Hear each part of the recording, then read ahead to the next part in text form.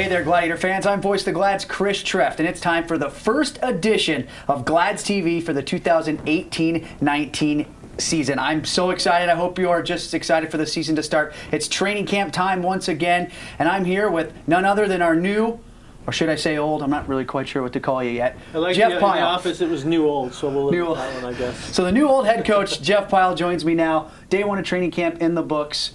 How'd it go out there on the ice today? Well, we started with 20 guys. We had a good setup, 4 lines, 3 sets of D, 2 goalies, so everybody got a lot of ice time. We kept it up tempo, kind of a couple hidden bag skates to get their legs going, and a little conditioning, and just make sure they get used to the new equipment. And first day on the ice, we had a lot of fun, I thought. Now talk about the roster. Obviously, it's a little bit different than we're going to see on opening night because we have a bevy of tryout guys, 10 guys in the American League, which is a testament to the hard work that you did to get those guys up there. But a lot of unfamiliar faces, a lot of guys that may not be in the lineup that are battling for those last few spots as we have a ton of guys trying to stay up in the American League. Well, my thought process was bringing a lot of guys that we may be calling up, or maybe they can make the team, the SPHL.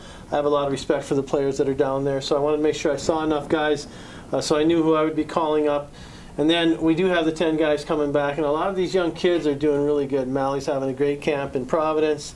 They're impressed with him. Jack Stander, I mean, all the guys have been spoke highly of. So in the end, when you give those kids the opportunities, it's not me doing anything, it's them taking advantage of them. So we're happy that our affiliates are giving us the opportunities of giving guys the chance to go there and show what they can do, and maybe be a call-up guy. So that's kind of the purpose for that. And then in the end, once we get the NHL guys, contracted guys, and the two-way guys coming in, there's going to be guys looking around knowing that you're fighting for your job, and the mentality right now is you sacrifice for the team. If we do that, we'll be pretty solid.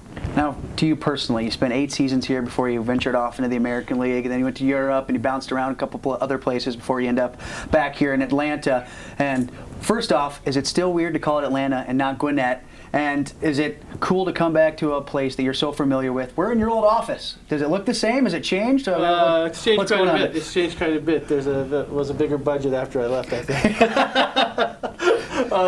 The bottom line, it was kind of weird how it all worked out. I mean, I had a phenomenal time here with Chappie and Toby, and we did everything we could possibly do but win the cup, and had a lot of good memories with the fans and the sponsors. Everybody was great. It was. I always say this was my NHL. I mean, I say that everywhere I go, but we had a blast here. I didn't want to leave.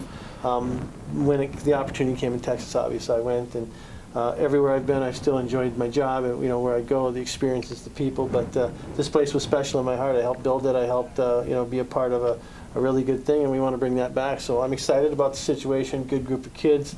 New staff, everybody's working hard, and we're going to have to go out and prove it. We got to be a winner. So we started the changeover last year to try to get this team back to where it was in the glory days when you had them. Got back to the playoffs. That was step one. And now a new owner, and Daniel Orlich. You can talk about him a little bit because he's been doing a lot of amazing things here this summer. But what's it going to take to get back to that upper echelon in the league, to consistently be a contender like you had the squad back in the glory days? Well, when we were doing it before, we were a young, hardworking team. You'd get a few older guys to lead us, and everybody believed in what we were doing. We had everybody on the same page. Everybody wanted. The fans were part of it. We had to make them feel part of it, and it wasn't that we had to make them feel part of it. They were part of it, and that was a big thing to me, was making sure that in the community we're good, that we treat our fans, the people we work with here at the arena, on the road, anywhere we go, we want to show respect to everybody and prove that we have the class and character that we need to have to be a winning team and be a championship team. So the culture changed a little bit. Obviously I'm a lot different than a lot of coaches. I'm pretty laid back. I want to enjoy it, and I think these guys feed off my energy sometimes. So like I said, I'm really excited to be back, and I'm excited about the guys we have, and I think it's going to be fun. What's it going to take, and what type of team are you going to put out there for it to be a championship caliber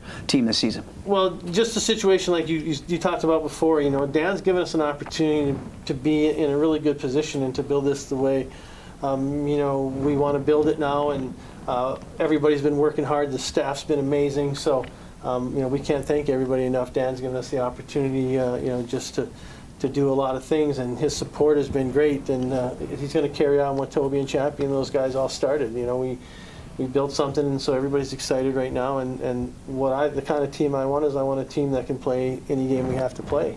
I don't want a dog and pony show. I have too much respect for the game and the players to chase. We have guys chasing after guys, but we want to use our skill and speed, and then obviously I want the power play and penalty kill to be the difference maker. If we can stay tight and disciplined and be smart, put yourself in a position to win, then when we get our opportunities, you have got to bury them. We're not going to be Florida. We're not going to be Colorado. We're going to be, I've always said it in days before, we were the Minnesota Twins of the ECHL, and that's what we are, and we're going to be a good Minnesota Twins. So that's my theory on my process. Coach, thank you very much for your time, and welcome back. Thank you very much.